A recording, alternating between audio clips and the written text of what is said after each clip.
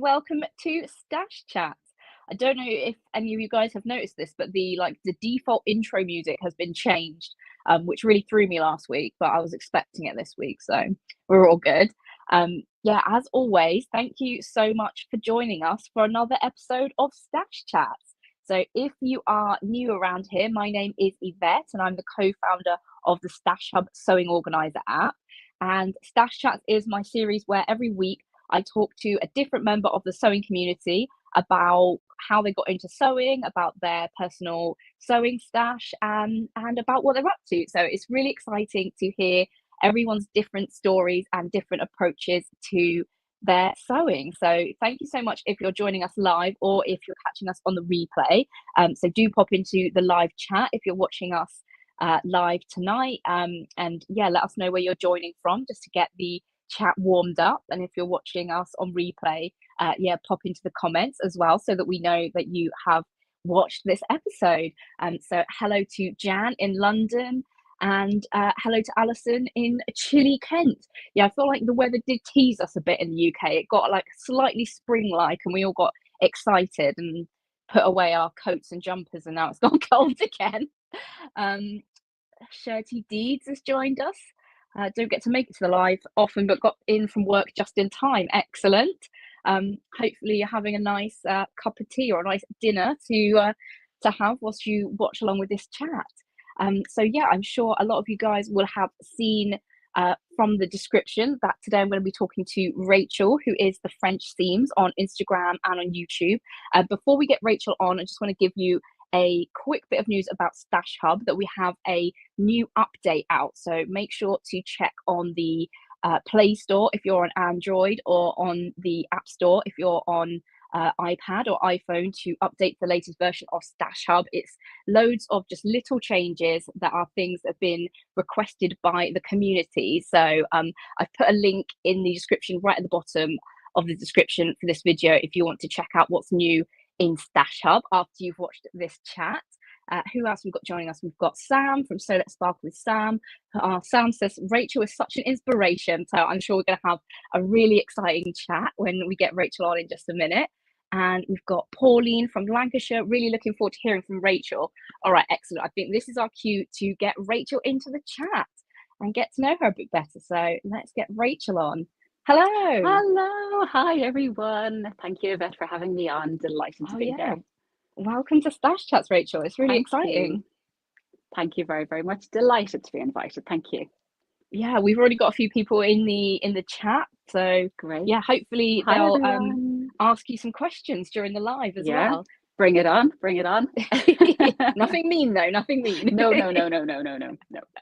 They'll be the sewing community wouldn't do that. The sewing community is not like that. It really is. Sewing community is too wholesome. Yeah, exactly. So do you want to kick us off by just telling us about your sewing journey and how you got into sewing? Yeah, sure. So I think, like most people, when I was very, very little, I was taught by my lovely mum, who was wonderful at sewing, and the usual things, sleeping bag for your Barbies, those kind of things. And I always kind of knew how to sew, but never really dabbled in it fully. And then I do remember making, I think during college, I think I made a very, very dodgy Marilyn Monroe costume, and then nothing much for years and years and years. And then when we moved to our current house now, I needed curtains, and I thought, oh, I can make curtains. I'll do a sewing class and I'll make curtains. So I found a very, very good adult education class locally. And I went to that. It was more kind of dressmaking focused, but it was kind of, your usual cotton skirts and your cotton shell tops, things like that. And I went along and I just really, really enjoyed it. The teacher was lovely. And I was making my skirts and my tops. And I was like, oh, I think I like this a lot. You wear your first top and with pride and everything. And then I went out and bought my first pattern. But I remember there was a girl in the class and she was cutting out, I think it was a Tilly and the Buttons pattern. And we had been working kind of with cottons and very kind of stable things. And she had a really kind of cool pattern. And I was like, what's that? And then, of course, that just opened up an entire new world. Down the rabbit hole I fell. So that introduced me to Tilly and the Buttons. So over to the usual places that people get started. But my very, very first sewing pattern, and I went looking for it today, was this one. So it's a Colette pattern. I think they're now under seam work. It's the Colette crepe dress. I don't see it much at all. It's a really, really pretty wrap dress. And I remember absolutely loving making this, despite the fact that it recommends cotton lawn, silk, or rayon crepe or light silk. So obviously I made it in quilting cotton, which just turned out really badly. And I don't think I wore it much at all, but I just remember really enjoying the process of laying out the pattern and, you know, cutting everything meticulously, because obviously by that stage I had been to the University of YouTube and I just devoured content all over to try and figure everything out. So yeah, this was my first step really. And then of course it just snowballed from there. Discovered Instagram, started following people, set up my own Instagram account, and then of course the rest is history. I did actually make the curtains though, but I think I made them about 2 years ago. So it took me about 5 years to get around to the curtains, but I got there eventually. But the dressmaking really, really took over, and I just loved every second. And the people I've met, definitely the skills I've learned, and yeah, it's just been wonderful. And there's just so much content out there, and no matter what you want to learn, you can find an answer for it, or you can find somebody who will tell you how to do it. And then of course you just learn and you get better and you try different things. And of course then after that I discovered sewing with jersey, which I just love doing as well. So that opened up a whole new world. And then recently I've been dabbling in quilting and patchwork and all kinds of things. So just been loving my sewing adventure so far. So I think I started seriously around this time 2017. So a good few years now, but yeah, I just loved every second. Amazing. Have you ever come back to that Colette pattern and made it in like a Do you know drapier what? fabric? No, and this has actually given me the push to do it. I've got the pattern now, and this is such a luxury. I so rarely have printed patterns. I usually do my PDF, so it's got beautiful tissue paper as well. And I think I was very, very good. I think I might have traced it as well. I think I was very, very well behaved back in the day. So I definitely need to revisit this in a suitable fabric. But it's a beautiful pattern. It's a wrap that ties the back with a big bow and flutter sleeves. It's absolutely beautiful. So I would love to revisit it, yeah, in a suitable fabric. It's quite a good idea for a challenge as well. Like I don't know what Yeah, you'd call it, but like a revisit your early patterns thing. Because your I feel early like patterns. there are loads of patterns as well that were like super popular like a few Yeah. years ago, and like everyone was making them, and now like I just don't see them anymore. And I'm like, I know Mm, everyone's got that pattern, and they probably yeah, made a twirl of it like 4 years ago, but now it's they should true. just It's like true. do it now. They've got the skills to Absolutely. make a But proper things one. like in fashion as well, things are totally cyclical. So things that, go out of fashion suddenly get a bit of a resurgence, given different fabric types or something. So that would be quite a good idea for a challenge. Actually, revisit your early dodgy makes to rid those demons of your first sewing mistakes. Which, of course, at the time you don't know. You're just immensely proud of this garment you've made. I think as well it's difficult to know like how far you've come as well. Like, Yeah, when you're sewing and you're like, in the zone of doing a project and like something yeah, goes wrong and you're just like, oh, like yeah, I'm sewing for so long, like why am I still so bad at this? Like I hate having to do the unpicker again. But then if you think like back to like how much you didn't know when you first yeah, got into it, it's just yeah. crazy. And I think to a certain extent, ignorance is bliss, because I remember back in the early days, I did make a few sew over patterns, the beautiful blouses they had, way back. And I found in my wardrobe there a couple of months ago, and I think I made it in a Georgette. And now I wouldn't dream of doing that. But of course, you don't know what you don't know. So I just thought it was pretty, and I just went ahead and made it, fraying everywhere. But I didn't care. It looked pretty. But yeah, to a certain extent. But I would think revisiting those earlier patterns would be great fun. Yeah. And of course, now having an overlocker and certain, tools and notions that obviously will make my life a lot easier. Yeah. So sewing with Georgette without an overlocker is no fun. Crazy move. Yeah, one Yes, of my friends has like recently just started sewing. Like they're doing like a sewing course, and yeah. then they were like, "Oh, where'd you buy fabric?" And I was like, "This is really exciting," but I'm like, I Oh can't like yes. info dump every single thing on Yeah. them. I'm just like, they're like, "Oh, I'm looking for fabric for this pattern." I'm like, "Okay, well, on the back it says like Georgette, like don't do Mm-hmm. it." Like No, you have to no. probably line it as well to make it twice. It's just like just get some nice Maybe not beginner friendly, but polypropylene. they'll get there. Oh, Yeah. and then the fabric shopping is a beast in itself. Like that's just wonderful. Like the range of stuff you can access now is just marvelous. Yeah. So yeah, that's really cool. We've got a few more people just join the chat. We've got Mel, who loves your accent. Oh, We've thank got you. Aoife, which I've Hi, probably said Eva. wrong. No, that's all um good. That's all good. Oh, so let's sparkle with Sam. So good at coming up with the challenges. Phoenix Project, out of the ashes. Oh, I love it. Trust you, Sam, to come up with a fabulous name, the Phoenix Project. I love it. Right, Sam, you've now nominated yourself and myself to start that challenge. Oh, uh, Soberton Makeries just joined. Hi, I'm Catherine. managing to watch as babies asleep on my shoulder. Oh. Excellent. Good work, Or Catherine. maybe the sewing enthusiasm will seep into the baby's mind as well, and then Completely, yeah, they'll be absolutely. hooked on sewing from the start. So you mentioned about falling down the rabbit hole of fabric Yeah. shopping. So what's your approach to buying fabric? So I think obviously buying in person is just lovely, and we're lucky here in Dublin that we do have an awful lot of shops locally, which is great. And they've popped up recently. I think during COVID, obviously it was very, very difficult, and then a few shops have now popped up again after that, and it's just such a luxury to go and pull out things and test things. But we in Ireland we do have a huge range of fabric shops, which is really, really great. You can get whatever you like. Um, then of course buying online, I think buying online has become an awful lot easier. I think shops now put very, very good descriptions, you know, exactly what the fabric is like, what it feels like, what's suitable for. I think fabric shops like that have got very, very good at doing those kind of things. But yeah, you can spend hours looking at fabric, and that's kind of what I do. Like, I kind of decide fabric and patterns at the same time. So I might have an idea of a pattern and then I'll instantly go and look for that specific fabric. So that's kind of how I work. But it is lovely doing it in person, which obviously leads me on to Stitch Festival, which is next week, and that's a great opportunity to go rooting around shops that sometimes you wouldn't ordinarily have access to, all in one place, which is really great. But yeah, there's something very special about going to a fabric shop, and of course the people working in there, you know, hugely knowledgeable, willing to give their advice and say, but have you thought about this fabric for this project? And you know, getting things matching, you know, that like we've often bought things online and the ribbing doesn't quite match the So sweatshirting, but frustrating. yeah, exactly. So no, it is just lovely, and of course you can just find whatever you want at any time of the day or night, which is just wonderful. So have you got some projects in mind to shop for at the Stitch Festival? Are you going to see what inspires you? I do. I suppose, like everybody, I have my list, and then of course you stick to your list to a certain extent, and then of course you get distracted by something shiny, which definitely will happen. And I suppose, having been there last year, I now know better what to expect of the show, and it was just fabulous.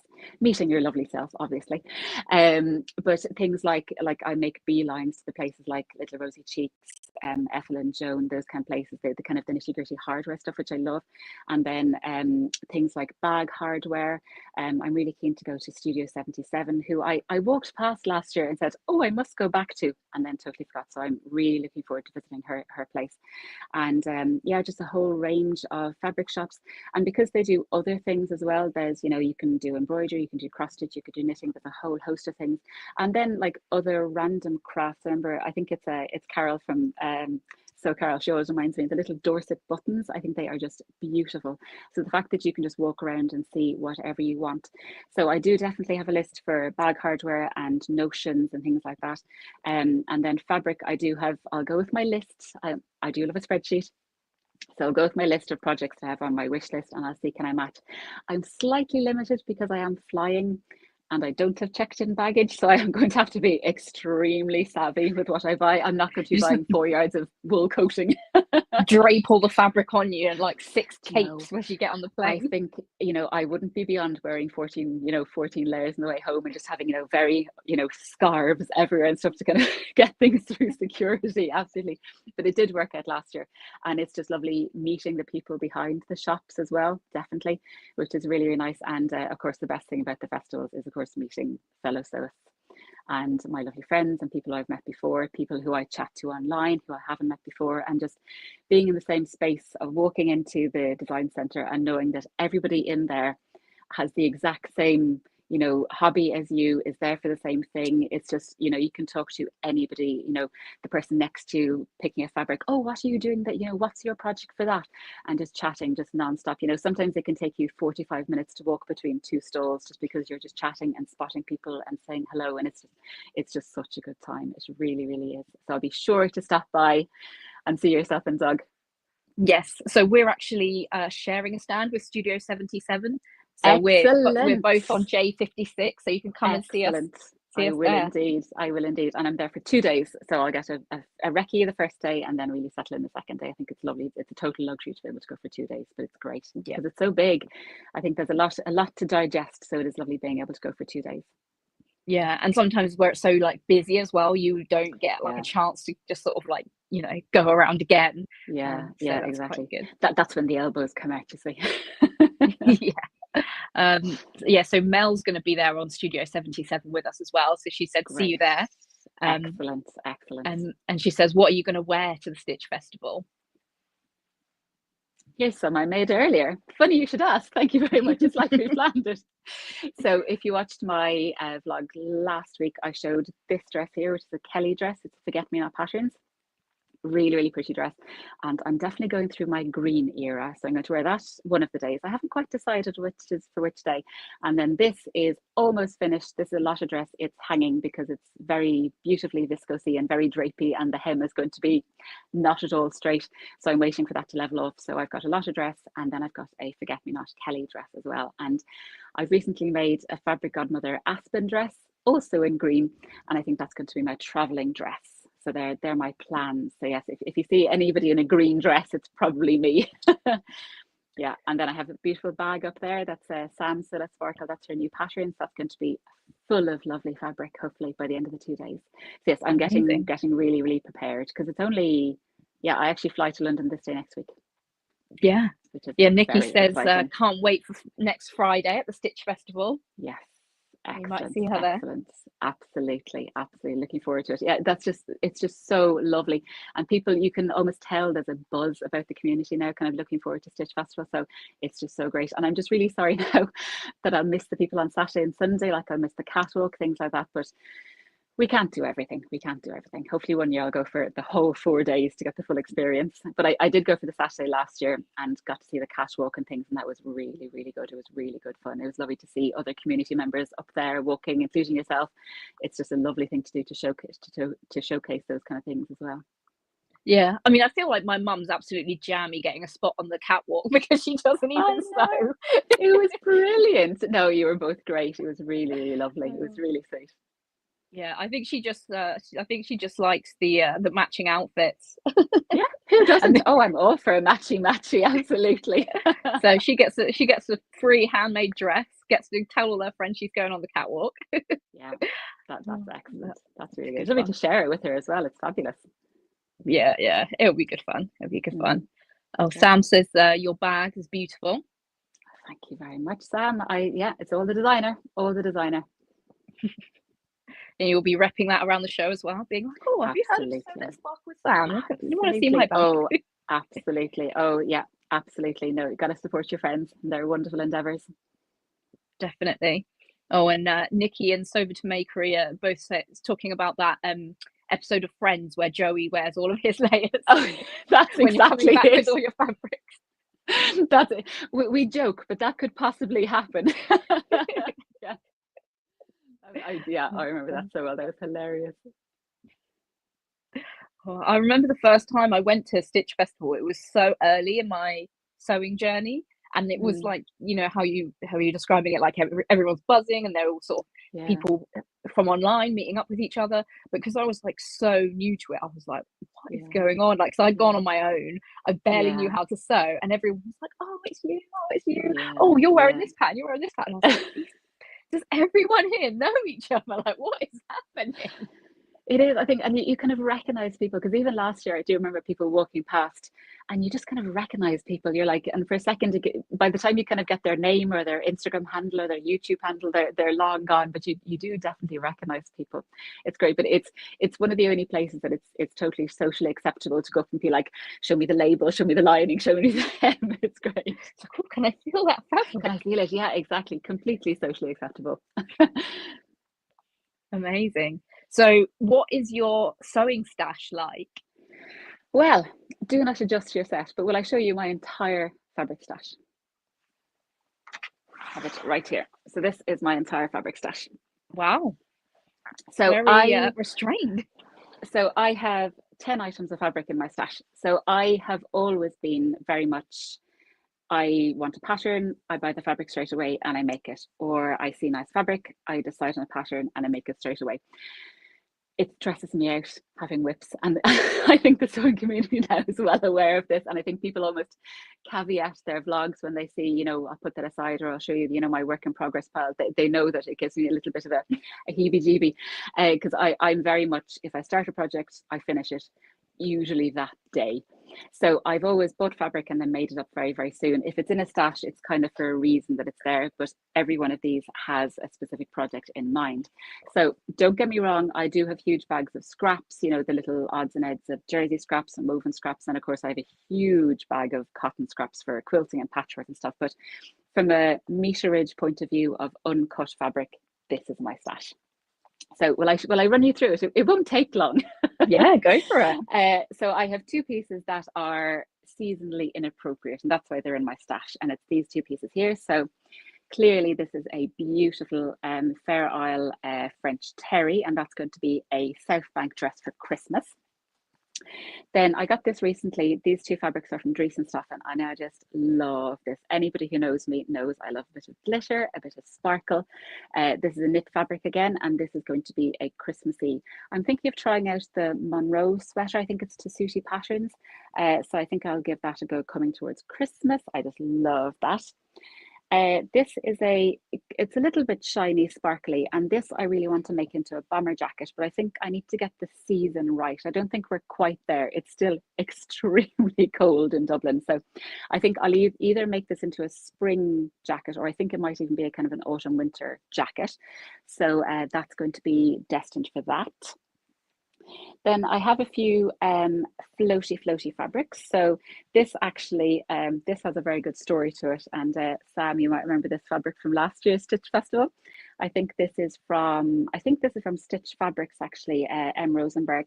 And I spotted this one day and then I wasn't quick enough and went back the next day and it was gone. Well, almost gone. The lovely Sam from So Let's Sparkle with Sam might have slightly wrestled a previous Sewing Bee winner and divided the fabric between them. So I'm very grateful to her for getting me this beautiful fabric. I think it's absolutely gorgeous. And this is going to be a dress, possibly a collaboration. And then I have these two beautiful ones here. This is a crinkle viscose with hearts, and this is a red and pink viscose. And these were in a recent drop by Rainbow Fabrics, and they're absolutely gorgeous. And these, I'm thinking this could be a high cuff sweater or something similar, but I'm kind of thinking they might be destined for some blouses. So we have the Sew April blouse challenge, hopefully coming up in April. So I'm thinking these would make very, very pretty blouses. So I'm looking forward to thinking about those. I think I have an idea for this one, but this one might actually be a high cuff sweater. I love the idea of a woven top with a jersey neckband. And actually, when I mentioned that on my vlog, a few people actually came back with alternatives for the high cuff, which I had never heard of, which was brilliant. So I will actually mention them very quickly because they're lovely. There's the Merchant and Mills Fielder. There is the Sew Love Whitcomb top, and then there's a Sewing Revival Kingfisher top, and they all have the woven top with the jersey neckband and cuffs, and I love that that idea. I think it's really, really nice. If you don't want a full-on sweatshirt, but you still want the kind of sweatshirty vibes. Then I have this gorgeous, again, it's green and it's sparkly, which is totally on brand, and I have matching ribbing. And this is going to be a half zip up sweatshirt, which is really nice. Again, I think I might get that made up sooner rather than later before the weather turns. Here's hoping it does turn. And then the last two are kind of more summery makes. So I got this beautiful denim again in Rainbow Fabrics, and I think this would make an amazing pair of summer shorts or summer trousers. I think that would be really nice. And then this, I call this my Catherine Soberton Makery fabric because she does love a little bit of liberty.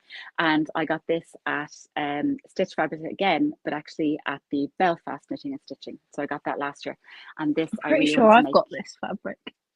Oh, it's just beautiful. I think a lot of people do. It's absolutely gorgeous. So I just got a meter of this, and this is going to be a dunny shirt because you can get a dunny out of a meter of beautiful fabric, and I think that's lovely. But this is very, very light, so that's going to be a much more summery thing. So I was very lucky last year to go to the Knitting and Stitching in Belfast, which was really, really good fun because we haven't had a knitting and stitching in Ireland since pre-COVID. So it was lovely that it came back late last year, and I got to go up to Belfast, and it was really, really nice. And just everybody was so excited to have it on the same landmass again. And it is coming back this year. It's not in Belfast. I think it's near Newry, I think, but I definitely have plans to go back to that in November. It was just wonderful. It was really, really good fun. And it was obviously smaller than Stitch, but it was in a great space. It was just very, very light, very airy. It was really nice. And they had a huge selection of vendors as well, which was really, really great. It was lovely to see everybody. Amazing. So that was a whistle stop tour of my entire stash. I don't think we've ever seen an entire stash in an An episode entire- of Stash Chats before. It's amazing. I don't know if that's a good thing or a bad thing, but you can see that some of them are seasonal that I need to keep for that specific season, and then others sit there for a destiny and then they get made up. But yeah, I do start to panic when it gets bigger than that box. I start to panic slightly. However, slight caveat, it will absolutely be much bigger this time next week after Stitch Festival, definitely. I was quite restrained last year. I did pick up a few, maybe 3 or 4 lengths of fabric, which is quite good really, but I can imagine, yeah, it will go. But I did sew those all up within about 2 or 3 months of the festival, which I think is pretty good going. Yeah, I think yeah, it's great. We've got lots of love on your small stash in the live chat as well. Shirty Deed says, I'm on a stashing down mission currently, and Rachel stashes goals in all caps for the goals. So excellent, yeah, inspiring people. And Sparkle Sam says, I love your whole stash, fits in one box. Can't wait to see the woven sweaters. Yeah, looking forward to them actually. Yeah, so I'm pretty sure that Sew April blouse coming back in April. That's a really, really nice challenge actually. Yeah, it is. I've asked them and they said they're doing it this year. It is so brilliant. Yeah. No, it is great. I actually, yeah, I did the vlogger tour of that last year, and I made, actually the blouse I made last year was in fabric that I got from Stitch last year. I made the Adele blouse. I think it's a sleeveless blouse with kind of ruffles down the front. I absolutely love it. I actually made another one after that. But yeah, it's a really fun challenge actually. A really fun challenge. It definitely pushes me out of my comfort zone as the blouse. But I wore that blouse loads last summer. I really, really liked it.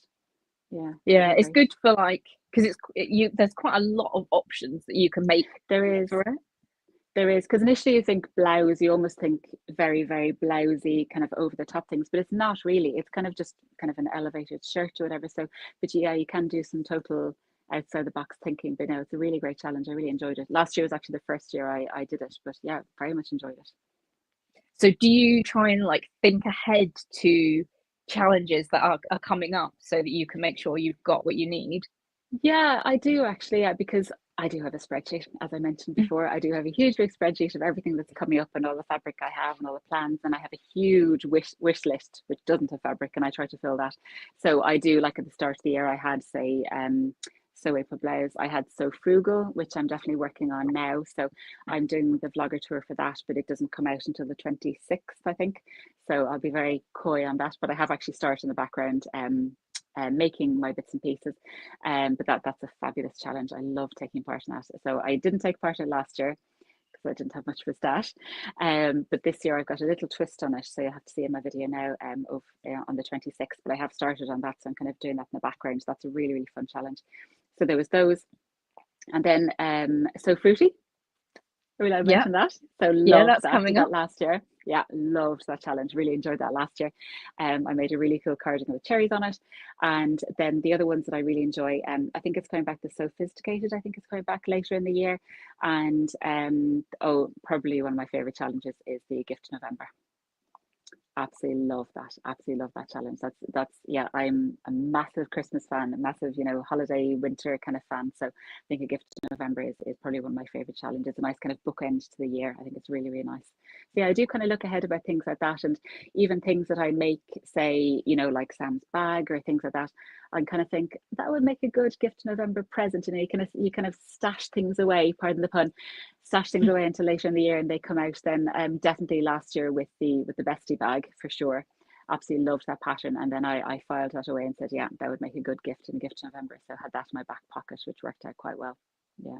So I suppose, I do look ahead because the time just travels so quickly. And by the time you thought about the pattern and thought about your fabric, got your act together about everything you need for it, and then kind of to post and to do, maybe if you're doing a vlog or something, you do have to kind of be a little bit prepared.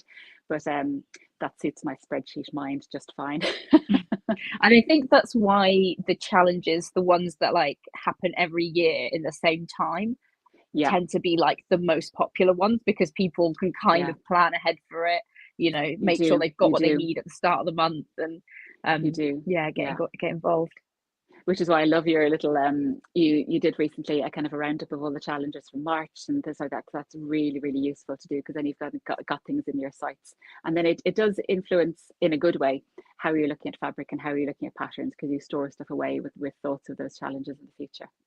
Yeah, so I've done a blog post as well, which is like a challenge forecast of like the recurring Excellent. challenges coming up in the months Yeah, ahead. So yeah, yeah, hopefully that will help people that need that definitely. advanced Definitely. time to prepare. Oh, you do. And like, even like, because those challenges, they must be some amount of work. So we're very, very grateful to everybody who does those challenges year on year. I can only imagine how much hard work goes in behind the scenes, between setting it up and the sponsors and the posts and the publicity and then the actual choosing. And oh, it must be a huge amount of work, but they're so much fun. They really, really are. And they definitely push you out of your comfort zone in a good way, for sure. Yeah, I really enjoy them. Yeah. And it's Yeah. really fun as well, just to like know that you're making similar things to everyone else. Yeah, absolutely. You can share ideas and stuff. Yeah, absolutely. Absolutely. Yeah. Yeah. Big time. Amazing. Well, if anyone's watching live and they've got any questions for Rachael, make sure you pop them in the chat so we can ask Rachael your questions.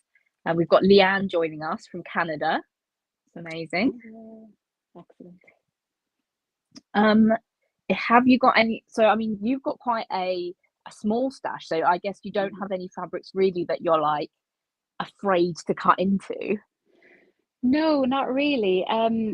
I suppose they're all precious, and you always have a certain amount of trepidation cutting into any of them. Like I think definitely with this little thing of Liberty, I think I will have a certain amount of fear cutting into that, or the really, this one, if I pick this one up again, the really kind of shifty slippery ones, or the ones that I sometimes pick up at shows where you mightn't necessarily be able to get them again if something does go wrong, and things do go wrong. I did have a fabric years and years ago that I was very, very scared to cut into. It was a length of tweed that I had actually been given by way of my mum, by my aunt, that had come from my grandmother. So it was years and years and years old, and it kind of I think it sat under a bed in a bag for years, and I really was terrified to cut into it because it was extremely precious.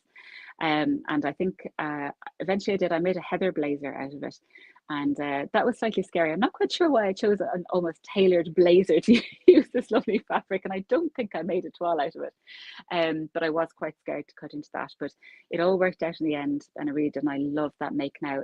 It actually is reminiscent of that challenge actually that happened.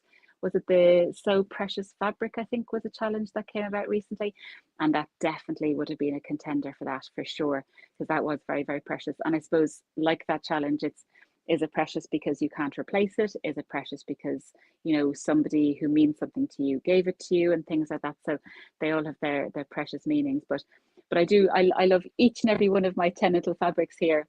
And yeah, don't get me wrong, I've definitely messed up on cutting up fabric before. You always do it. You cut, you cut things, you cut two and you should have cut things on the fold, and you just have that sinking feeling for a second, and you can more often than not claw it back.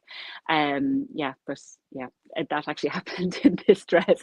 I was very, very conscious of pattern placement on this dress, and I cut out the back, and the back looked really nice, and I was like, oh, that looks fine.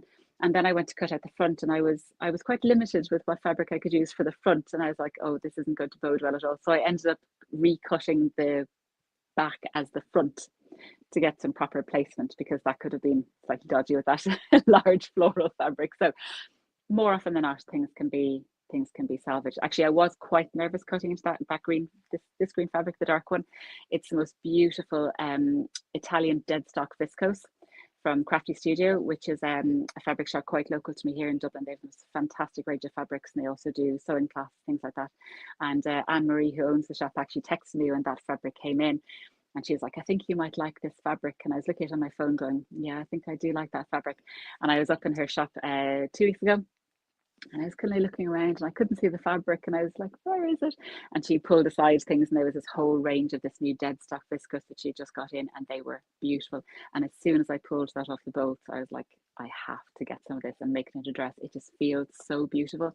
And it's, as viscose is, it's quite shifty, quite slippery. So that was quite tricky cutting out. So yeah, even the things that you don't think are going to be hugely precious end up being precious when you're faced with them, when you're on the cutting. I cut at the sitting room floor. When you're faced with it, they're kind of saying, okay, now is the time. Let's just do this and hopefully it works out okay. But it did in the end. It's all fine. Yeah. No, it sounds like you're very good at just like going for it and like not having Yeah. a fabric sitting around, or starting a project and something goes wrong and you just leave it in a corner. Like I feel like you're very much like, well, I've got the fabric, I'm gonna do I the got that. project. I started it and now I'm gonna finish it. Like, Yeah, yeah, it's a great it's approach. very much, it's very, was it mastermind? I've started, so I'll finish. Yeah, Yeah. it really is. Yeah, no, I don't really have a kind of a naughty corner. I do sometimes for some things that just, annoy me and they get put away. But more often than not, no, I just plow through. I think for me, having a stash, I far prefer the act of sewing it up and then wearing it as a garment or having it as a bag or whatever, rather than having beautiful things in a stash to look at, if you know what I mean. Because you can see here, this box isn't even see-through, it's just pink, so I can't even kind of see what's in there. So I far prefer, for me, the enjoyment comes from sewing it up, thinking about what it's going to be, sewing it up, and then actually wearing the garment out and about, definitely. And there's a huge level of pride, isn't there, when you're wearing something me made. I think you walk a little bit taller, stand a little bit prouder. So that's for me where the enjoyment comes, as opposed. But I can certainly appreciate people who have this most beautiful, the hallowed calyx of the sewing community, and these beautiful fabrics. And I am, to be fair, even though I love having a small stash because it's less stressful for me, I am sometimes quite envious of people who do have large stashes, because then if suddenly a pattern comes in and they want to make it up straight away, they can say, well, I'll just look in my stash or look at my stash open. I probably have a fabric to match. Whereas if a fabric comes in and I really want to make it, I then have to say, okay, I'll have to go on and buy it from somewhere and go to a fabric shop or wait a few days to order it online. So there is kind of, I do lose that luxury of having something ready to go. It happened recently there. I was the fabric godmother fleur dress, not the fleur, sorry, the aspen dress came out a few weeks ago, and fabric godmother was teasing this dress, and I was like, oh, I think I do really like it, and didn't really know what it was. And then of course it did get released, and I then frantically tried to buy some fabric to match it, so I did have a slight delay. Whereas yeah, having fabric ready to go would be a nice luxury. So but that's, I think, the only downside of it, the only downside. But then But of there's course it's always fabric available, so it's there not like is. Oh, thank you've goodness. missed out. Thank goodness. No, not at all. Not at all. And I suppose, yeah, I don't have to make something the day it comes out, although sometimes I do if I'm very excited about something. Um, but that is an utter luxury. And just those walls of fabric just look so beautiful. So beautiful. They really, really do. We've got a question from Shirty Deeds. I'd like to know which make Rachael is most proud of and why. Oh, interesting. Actually, that heather blazer, I think I'm very, very proud of, because I'd never made a tailored garment like that, or semi-tailored. It's not hugely tailored, but I was very, very proud of that. I think other ones that I'm very, very proud of are frocktails dresses. So I'm very disappointed I'm not going to Plymouth Frocktails, which is on this week, and I hope everybody has the best time on Friday. I really, really do. So to Angela and to Lizzie organising it, it looks like the most fabulous event, and everybody will have an absolute ball. I'll be there in spirit for sure. But I am very, very proud of the Frocktails makes I've made, because I think I I do put in effort into everything I sew, obviously, but I think I put in a little bit more effort into the frocktails dresses, because I make toiles, and I don't usually make toiles of anything. I'm very much, let's just cut into this and see what happens. So I've been to a good few frocktails now since COVID. I've been to Belfast, I've been to Dublin, I've been to Galway, and I do tend to do toiles and make slightly more elaborate dresses than I would ordinarily, which I suppose people do for frocktails. So the one I made for Dublin Frocktails, it was the Mary dress by Pattern Society. I really, really loved that, with the big, huge one ruffle here covered in sequins, which is, if you've ever tried to gather sequined fabric, absolute nightmare, but totally worth it. And it was quite a fitted silhouette in this beautiful taffeta fabric, so I really, really liked that. That was, I ended up fully lining it. It had an invisible zip down the side, and just those kind of details that I was very, very proud of. And the one for Dublin Frocktails, it was the Joni dress, the Tilly and the Buttons one, with the kind of twist to the front. I did have to make I think I had to make about 4 12s of that to get the fit absolutely right. And I made that then in a stretch velvet, a kind of a tealy, petrolly color velvet. And I love that. Absolutely love it. Yeah, absolutely love it. But yeah, there's a couple Amazing. of things. Oh, one thing I should, very, very proud of actually, I can't believe I forgot my jeans. I went on a bit of a jeans making adventure last year with Karen Marie, who is based over in Norway. She is actually going to be in Stitch Festival, which is fabulous. Yeah, and so I made jeans in collaboration with her, and I was so proud of them, absolutely so proud of them, because I think they're one of the things in sewing that kind of sit in a kind of a different level. I think the kind of the jeans.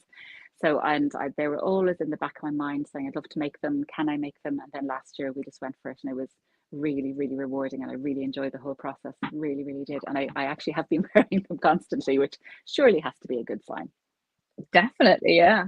I mean, I think with frocktails as well, it's a great excuse to like really get Yeah, dressed up. It's like the yeah. prom of the sewing community. It is. It absolutely is. And people go in all kinds of everything, as in, it's everybody's kind of personal Everest, whatever you want to wear. But I do, because I don't get hugely dressed up in my ordinary life. It is a fantastic excuse to really push the boat out, and just the more sequence, the better. But it's just such a fabulous event to meet really like-minded people, and just, yeah, ooh and ah over everybody's makes, whether it's a tracksuit or a t-shirt or a ball gown. It doesn't matter. It's just everybody being in the same environment and having a really, really good time. Yeah, really good. And they're just great events. They really are. We're very lucky to have kind of so many now around the place. They've really kind of had a resurgence, I think.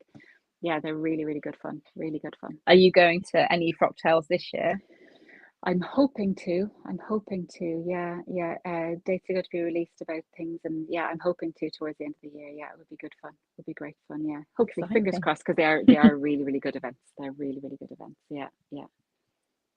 What does Nikki say? I bought the precious £30 a meter Liberty from the store in London, cut out two backs, absolutely gutted. I didn't think I'd got any more, but luckily found some more hidden in my stash. Oh, you see, that's the thing with having a stash. If you've forgotten what's in there, that's fabulous. Yeah, we've definitely all been there, and that moment of panic, your blood just runs cold. You're like, how can I? Or what I've also done is you've cut things and realized it's directional. So Yeah, you've got definitely done that.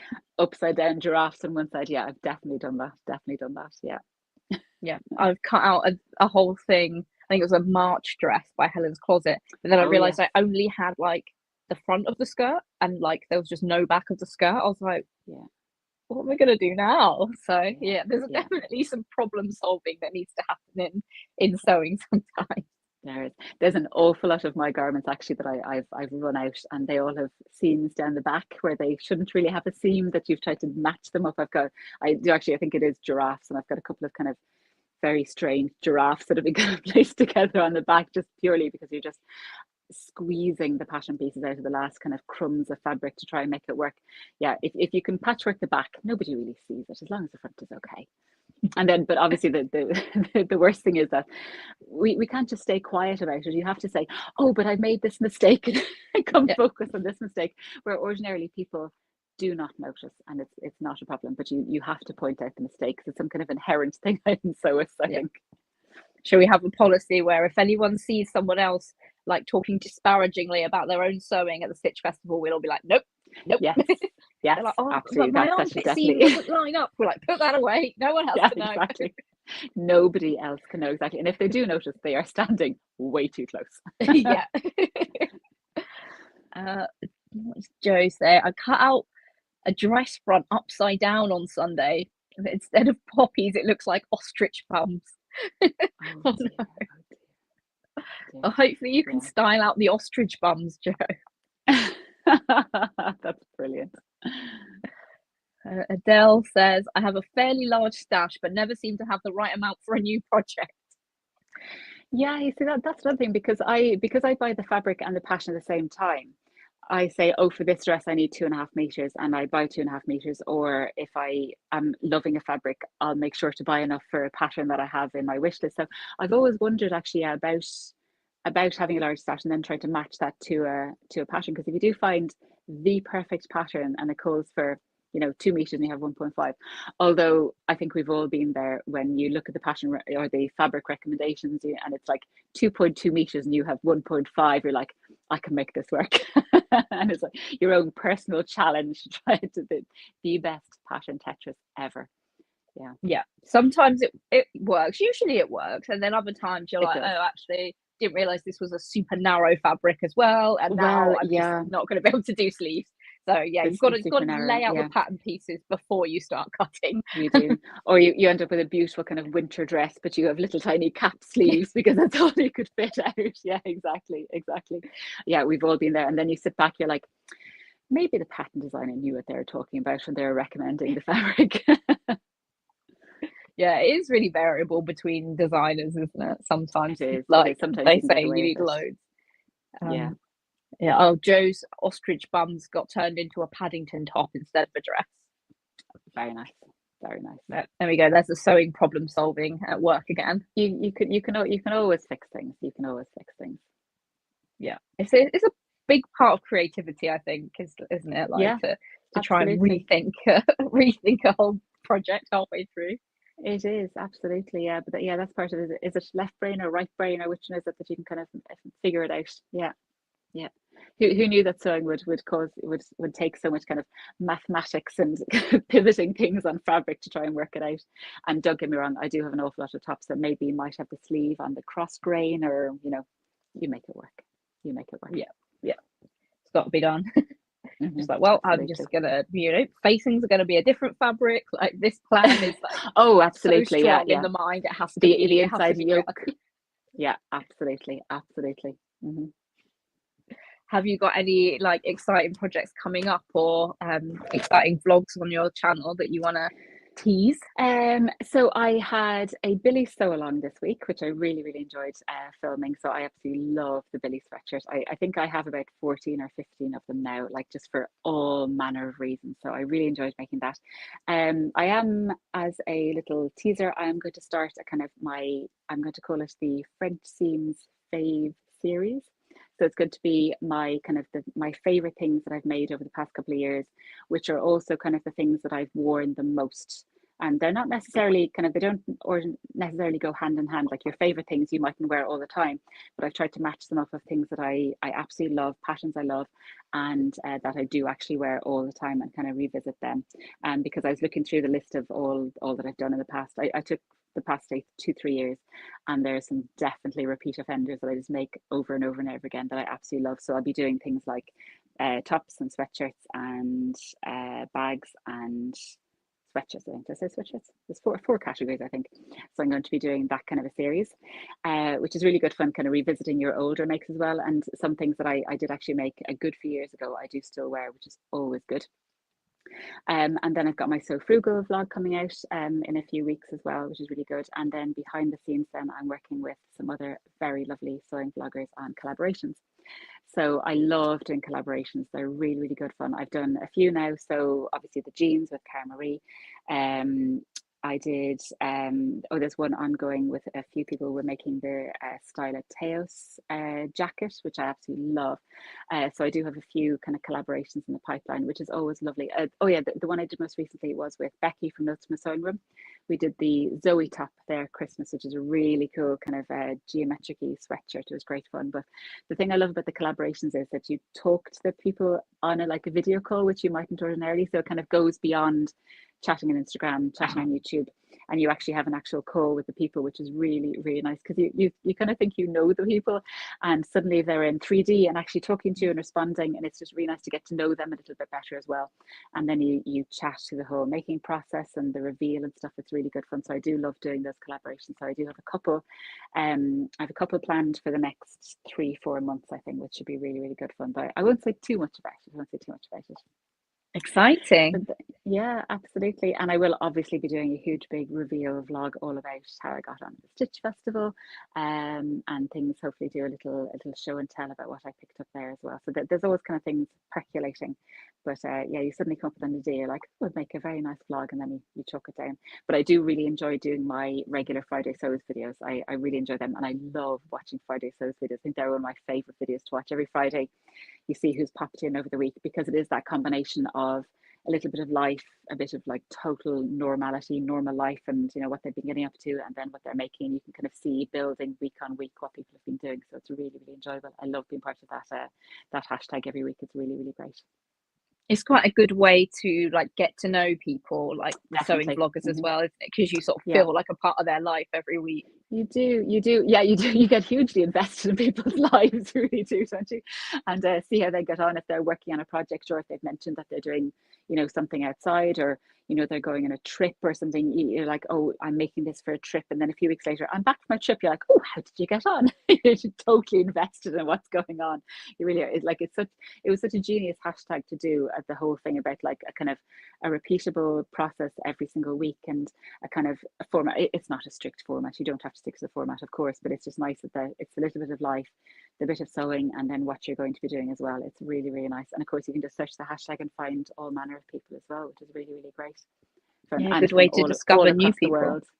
Yeah, it really is. And also another way of discovering new people, of course, is the vlogger tour and challenges as well. So I've discovered, even in the So Frugal recently, I've discovered vloggers that I hadn't have known of before, which is really, really great. So it's great. I think Sam Frugalissima does have that playlist on her channel, and you can scoot down and see who's popping up every day. So I definitely have been trying to keep up with all of them, and I've definitely found some new vloggers this year, which is really, really great. Yeah, really great. Yeah, and just discovering new free patterns with the So Frugal tour as It's well. it's unbelievable how many free patterns there are. It really, really is. Because every year I kind of sit back and I'm like, I wonder if there's anything new now this year. And there really is. Actually, mentioning that, where's my this fabric? Because I had wanted to make a bomber jacket out of this, and I was kind of betwixt and between what jacket to make. And then obviously my lovely friend Sam, so like Sparkle, watching her So Frugal, and her amazing sequined bomber jacket that she made last year, it was actually a free pattern. And I can't believe I didn't know that. Or if I did know it, I had totally forgotten about it. So this could potentially be a free pattern, which is just fabulous. And it's not just free patterns for, a skirt or a t-shirt. They can be quite involved free patterns, like really, really good. And of course, it's a good gateway into that designer. If you like their block or you like their style, then of course you can go back and look at their other patterns. So yeah, I do. I think I have 4 recommendations in mind for this year. But yeah, I've learned so much even in the past couple of weeks about new ones, and I kind of chuck them down. They're on the list for sure. Yeah, brilliant. And we've got some Mhm. love for your Billy sew along. Alison said I Oh, watched it excellent. despite having made it already several times. You're like me, so yeah, thank you very, very much. No, it's really good fun. It's one of those makes you can just make very quickly, but hopefully there was a couple of little extra tips and techniques in there as well. And I just love the Billy as a base for so many other jumpers that I made out of it. Definitely, it's a great base. If I ever want a sweatshirt for something, it's usually the Billy that I go for straight away. Nice. Yeah, I mean, you said you've got like, I don't know, like 10 plus versions, didn't you? So Yeah, I it's do know. I have loads. A lot of them I use it for Christmas pajamas, so there's a lot for that. But then I've embellished loads, and I've made Easter ones, I've made Christmas ones, I've made Valentine's ones, I've made the dress. Yeah, I think a lot of times the Tilly and the Buttons block suits me very, very well, which I think for certain designers you can just fall into things like I think as well, like say the Closet Core suits me. I now know that the Forget Me Not patterns block suits me very, very well. I'm very happy because usually I have to grade between sizes, but for the Forget Me Not one, I didn't. I was just one of their straight sizes, which is always nice. Um, so yeah, I think that the Tailor and the Buttons block just suits me very well. So when the Billy came out, I think it came out during lockdown. So I think everybody just made a Billy, but yeah, it was really, really great. So it was just fun making those. I don't often do so longs, if at all, actually. So it was a kind of a new thing for me as well. So I'm very glad people enjoyed it. yeah, that's really encouraging that you're trying something new and everyone enjoyed Yeah, it. That's really great. absolutely. But I suppose that's the joy of vlogging as well. You can kind of it is a space where you can kind of try stuff out and see if people like it, and it's just a lovely community. Because at home, so my husband is incredibly supportive, but sometimes he does glaze over talking about sewing. So it's lovely to have another little outlet to talk to other sewing people. Definitely, yeah. So, oh, well, what have you been up to? Well, I'm sewing this. Oh, you're sewing. Okay. That Like that's that's all I need to generally know. that's generally the answer. Yeah, he knows exactly. Yeah, yeah. He has his golfing. I have my sewing. Yes, the secret to a Yeah. happy marriage, I think. Excellent. Oh, we've only got 5 minutes left. So, is there anything else that you want to chat about, or any last minute questions people want to chuck in the chat? Yeah, feel free. No, it just for everybody going to Stitch Festival, I hope to see you there. For everybody going to Plymouth Frocktails, I hope you have a fantastic time. And I can't wait to see everybody's vlog after Frocktails. It's surely going to be a fabulous, fabulous evening. Really, really great. But yeah, so it's all about Stitch Festival right now. All about Stitch Festival for me. Yeah. You can tell Gearing I'm up. really excited about it. It is absolutely gearing up about it. Yeah, yeah. And absolute bonus, I get to stay with my sister in London, which is fabulous. Nice. That's very handy then. It is. So It is. are you going to bring your sister along to the show with you? Hopefully, she came last year. She did come last year for one of the mornings, which is really, really nice because she's incredibly talented as well. She's a fantastic knitter and crocheter. So it was great to bring her along as well. So hopefully this year I can as well. Yeah, it'd be really great. Amazing. Oh, Jan says, I look forward to seeing you on the Thursday. Excellent, excellent. Yeah, it's tricky because Thursday, I suppose, is an awful lot quieter. So I'm wondering, would a lot of people be going on the Thursday? But it seems to be because I know Saturday is by far the busiest. Like last year, it was absolutely rammed. I think the tickets were actually sold out last year on the Saturday. So, but yeah, the Thursday I think is a lot quieter. But so I'm really glad that I'm going to catch an awful lot of people on the Thursday and Friday. Definitely. Yeah, old Jan says both of you. So yeah, I'm looking forward to seeing you as well, Jan. So yeah, I'll be on Absolutely, Jan. J56, which is there's the stairs that go up to the like balcony bit around. Yeah. We're just like at the top of those stairs. They're like opposite the entrance. So hopefully it will be quite easy to find. Yeah. It is a nice venue actually. Yeah, it's lovely and bright and airy. Yeah, it'll be really good. Hopefully there isn't a hailstorm in the middle of the show like there was last year. Oh right, okay. So I think I missed that, did I? I can't remember which one of the days it was on, but it was like because it gets really warm in the venue when there's so many people. They'd opened the windows at the top, and then just like a really strong hailstorm started, and so then like all the stands that were under the windows were just getting like hail on them. So everyone was like, "Close the windows." So that was like a dramatic 5 minutes, and then it stopped hailing, and then the windows were closed, and that was it. But yeah. It was dramatic. Crazy. Yeah. Oh, that would be really good fun. Yeah, looking forward to it. Yeah. Wow, that's so exciting. So, well, good luck with all your packing and any last minute sewing. Yes. I think I'm pretty much there. So yeah, I'm bringing over a few bits and pieces and hope that I'll have a little bit of extra baggage then to extra space to bring stuff home, hopefully. So yeah, it's very, very strategic packing. It really, really is. Yeah. We have to do your scope out on the Thursday to see how many things you want to buy, and then how you can Tetris that into the suitcase. Yeah, exactly. Yeah. In the pockets of my coat, everything would be fabulous. Yeah. All this bad hardware spilling out.